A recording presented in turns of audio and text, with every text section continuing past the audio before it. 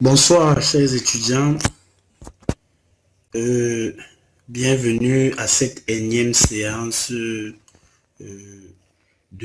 d'économie d'entreprise.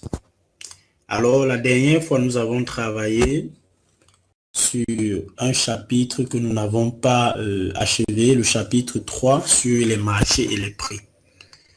Alors, aujourd'hui, nous allons donc finir avec les marchés et les prix. Ensuite, nous allons démarrer le chapitre suivant. Alors, si nous devons faire un petit récapitulatif, nous avons parlé des différentes formes de marché. On a ressorti les marchés de concurrence pure et parfaite. On a ressorti leurs différentes caractéristiques.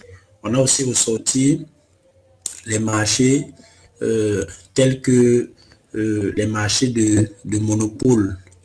Et ensuite, on a expliqué comment est-ce que le marché de monopole fonctionnait. On a aussi parlé de l'oligopole et de la concurrence monopolistique. Alors, nous allons entrer dans la partie sur l'offre et la demande. Nous sommes dans le grand 2 sur les caractéristiques des marchés. Je vais charger.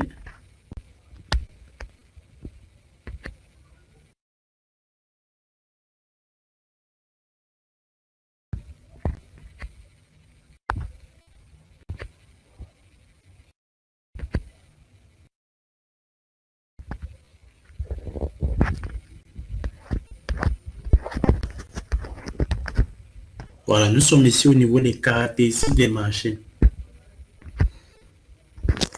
Les marchés sont caractérisés par l'offre, la demande et les prix. Lorsqu'on parle des pardon, lorsqu'on parle des caractéristiques des marchés, on dit qu'ils sont caractérisés par l'offre, la demande et les prix. Lorsqu'on parle de l'offre et la demande, l'offre est une fonction croissante du prix. Plus le prix de vente d'un bien est élevé, plus les offreurs sont incités à produire et vendre ce bien. Je vous ai expliqué précédemment que l'objectif du producteur, c'est de faire quoi? C'est de réaliser des profits. Alors, lorsque le prix du bien est élevé, le producteur aura tendance à avoir plus de profits. Ce qui fait en sorte que l'augmentation ou l'élévation du prix donne l'envie au producteur, incite le producteur à produire plus de biens. Tandis que si on va du côté de la demande est une fonction décroissante du prix. Elle est une fonction décroissante du prix. Pourquoi?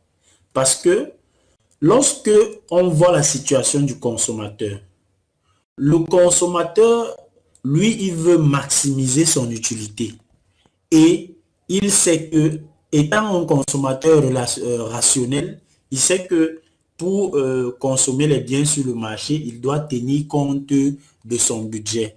Alors, si les prix des biens sont élevés, cela va diminuer son incitation à demander des biens. Alors que si les prix des biens sont bas, le consommateur ou le demandeur va vouloir obtenir plus de biens. Alors, la demande est donc une fonction décroissante du prix. Plus le prix de vente d'un bien est faible, plus la demande de ce bien est élevée.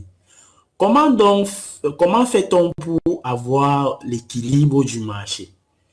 En fait, un marché est équilibré lorsque l'offre est égale à la demande. Dans ce cas, le prix se stabilise et on parle de prix d'équilibre. Lorsqu'on dit que l'offre de la demande du bien est égale, l'offre du bien est égale à sa demande, ça veut dire que nous sommes dans une situation où la quantité de biens offerts sur le marché est égale à la quantité de biens demandés sur le même marché.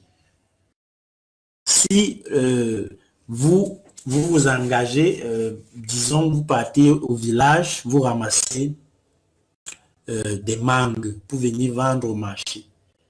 Si d'emblée vous ramassez 60 mangues et que sur le marché, on demande, les demandeurs veulent aussi 60 mangues, ça veut dire que vous êtes déjà sûr de vendre cette totalité de mangues là. Maintenant, il faut trouver quoi? Un prix d'équilibre.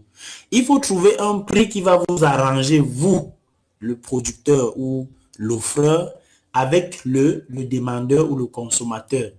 C'est ce prix que l'on appelle le prix d'équilibre.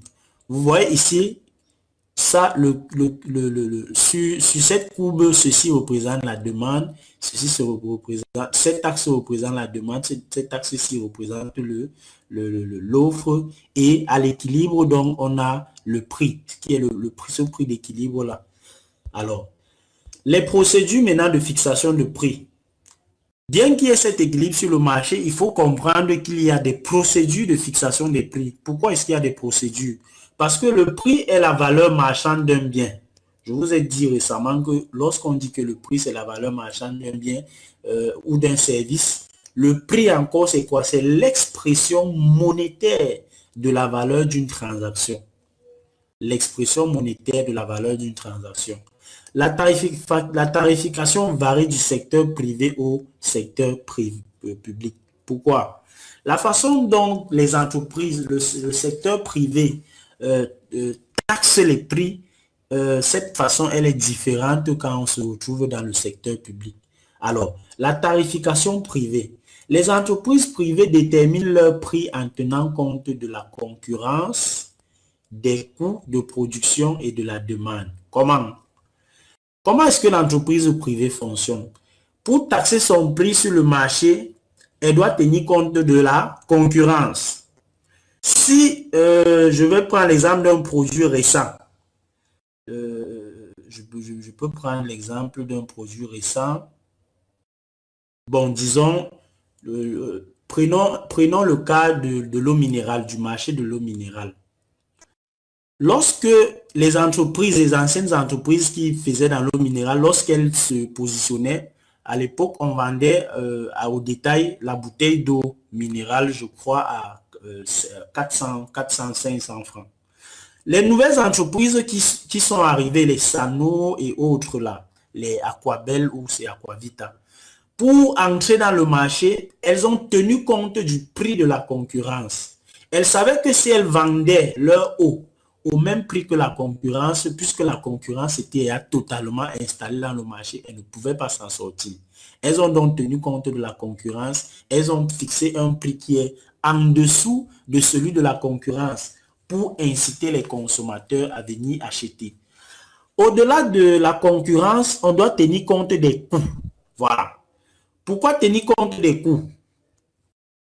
On doit tenir compte des coûts. On a d'abord la concurrence. On doit aussi, pourquoi tenir compte des coûts?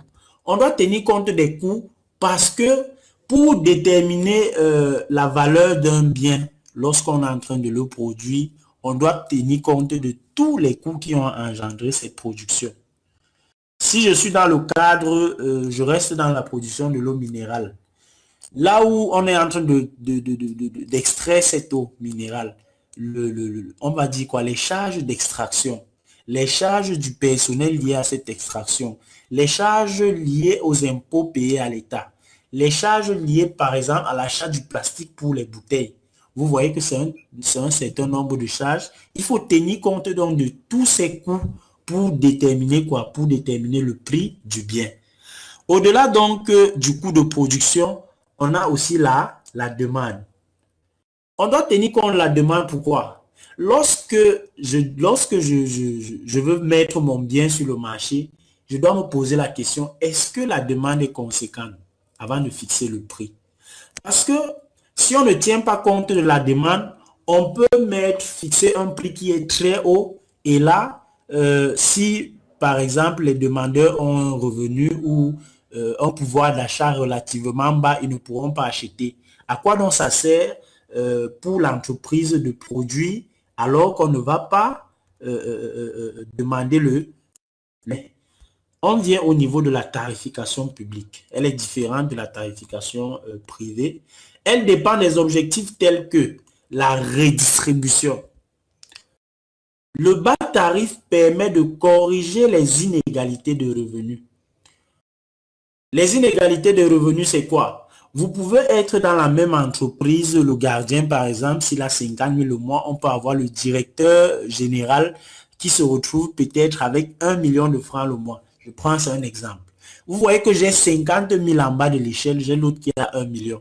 Mais nous tous, nous voulons peut-être consommer. Si nous voulons consommer les différents produits, le monsieur qui a 50 000 là, il sera défavorisé. Il y a une véritable inégalité de revenus. Alors l'État, dans un souci de quoi? De redistribution, va fixer les prix de telle sorte que, de la même manière, donc, celui qui a 1 million peut s'offrir un bien. De la même manière, celui qui a aussi ses 50 000 plus pourra s'offrir ce même bien. C'est pour ça que parfois, les biens que l'État les biens que l'État distribue sont totalement en déphasage avec leur coût. Le coût du bien au sens comptable ou économique peut être très élevé, mais l'État, dans un souci de redistribution, peut le vendre à moindre coût. On a aussi un autre critère de un autre objectif, l'objectif macroéconomique. La tarification publique est un instrument de lutte contre l'inflation, le chômage et le déficit extérieur. Lorsqu'on parle de l'inflation c'est quoi? C'est la hausse.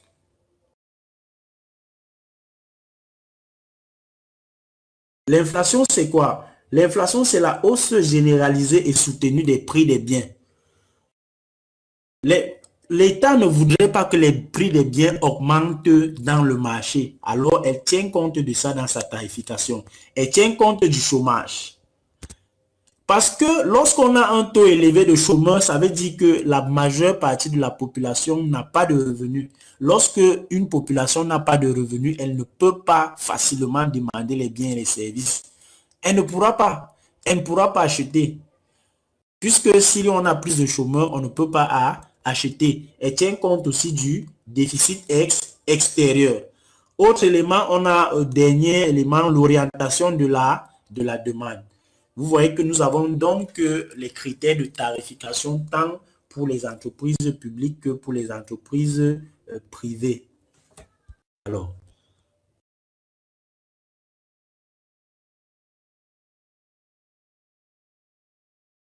on vient maintenant dans un autre objectif, la maximisation du profit.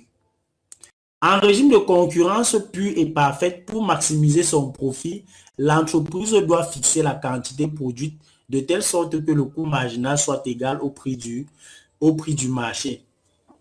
J'ai expliqué dans les cours précédents que le coût marginal, c'est quoi? Le coût marginal, c'est le coût engendré par la quantité, par une unité supplémentaire de biens produits. Dans un marché de concurrence pure et parfaite, nous avons l'atomicité, nous avons l'homogénéité, nous avons le fait qu'il n'y ait pas de barrière à l'entrée et à la sortie du marché. Ça veut dire quoi? Ça veut dire que les biens sont homogènes. Le marché est parfait. Il n'y a pas de différence entre le produit proposé par l'entreprise X ou l'entreprise Y. Même les emballages sont uniformes. Alors, les seuls éléments qui puissent amener le consommateur à choisir tel ou tel produit, c'est le prix. Si moi, une entreprise est dans une situation pareille, je veux savoir comment faire pour maximiser mon profit, il faudrait simplement que mon coût marginal soit, mon prix de vente, le prix du marché soit égal au coût marginal. Parce que si le prix du marché est inférieur au coût marginal, là, on commence déjà à avoir une perte. Parce que si le coût engendré par une unité supplémentaire produite est supérieur au prix de vente, on sera dans on ne pourra plus maximiser notre profit. Alors, en régime de concurrence imparfaite pour maximiser, parce que là, quand on parle de régime de concurrence imparfaite, on est dans les autres formes comme le monopole, l'oligopole. Ici, on n'est plus dans le marché de concurrence pure et parfaite. En régime de concurrence imparfaite, pour maximiser son profit, l'entreprise doit fixer sa position jusqu'à ce que le coût marginal soit égal à la recette marginale. On est un peu dans la même logique. On est un peu dans la même logique, mais ici, on va parler de recette marginale. La recette marginale sera quoi? Ça sera la variation de la recette totale sur la variation des quantités de produits. Exemple, on a un petit exemple. Soit une entreprise en situation de concurrence imparfaite, l'évolution de sa recette totale est donnée par le tableau ci-contre. On a les quantités produites, on a la recette totale, on a le prix. On peut même bien tracer ce tableau-là, ou bien encadrer. Voilà. On a la recette, on a la quantité produite.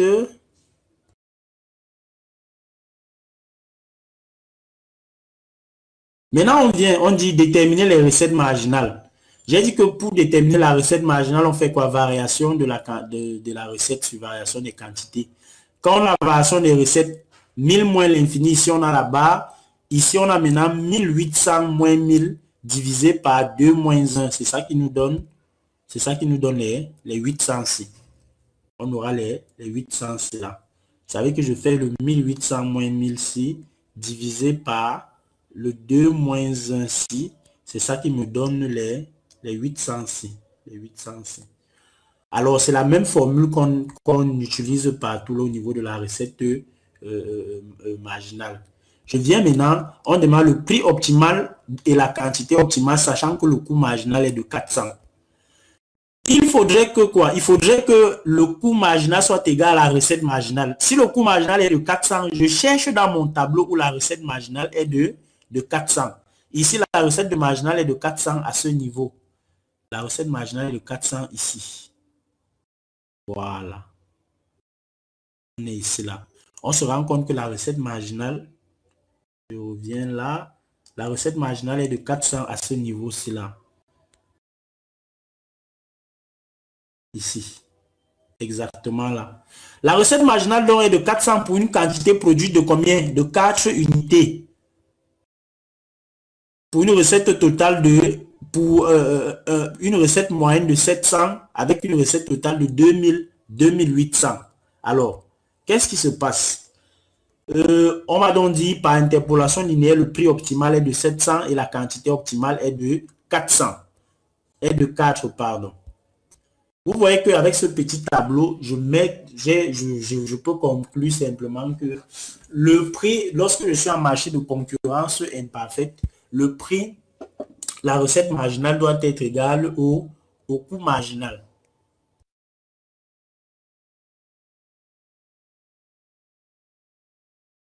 Alors, nous avons fini de traiter le chapitre sur le marché et les prix. Avant, si on essaie de faire un recap, nous avons commencé par parler du producteur, de la production. Vous savez qu'on a regardé économique, on a vu comment est-ce que les entreprises fonctionnent, comment est-ce qu'elles produisent. Après, nous avons parlé du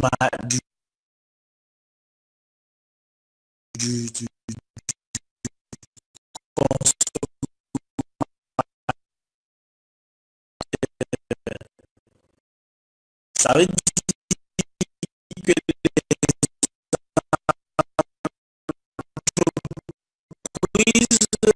lorsqu'elles finissent de produire les biens et les services,